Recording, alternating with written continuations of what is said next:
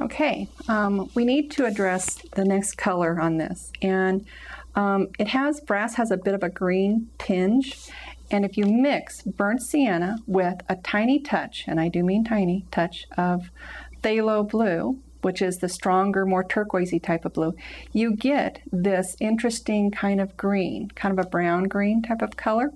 So it adds to this brass color that we have had.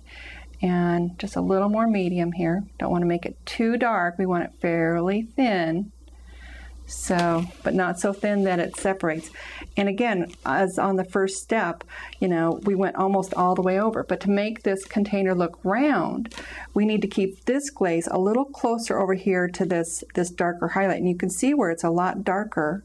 And that looks very dark on the DVD, but it's not quite that dark. And I'm going to manipulate it once I get it on here.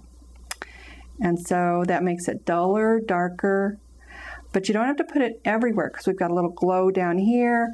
We've got some glow over here, so we definitely don't want it to come all the way over. We're just putting it pretty much on this side and not up into this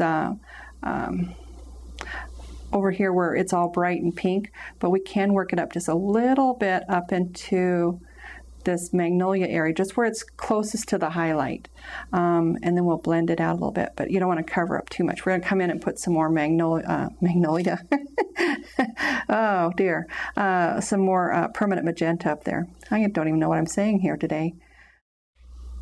This is the final painting, and just going to give you a little while to look at it, and I hope you've enjoyed this DVD as much as I've enjoyed painting it.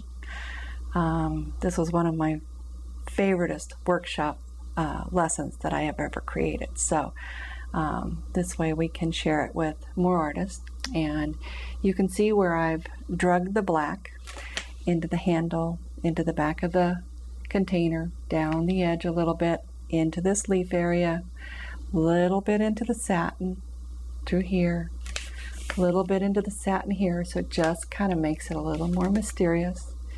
And if you need to, you can always bring it down into the satin, but I'm pretty happy with the values as they stand. It could always, of course, use some tweaking, and usually that's when I take a painting and set it up in my living room, and I look at it for a few days before I decide, you know, if I need to adjust it in any way.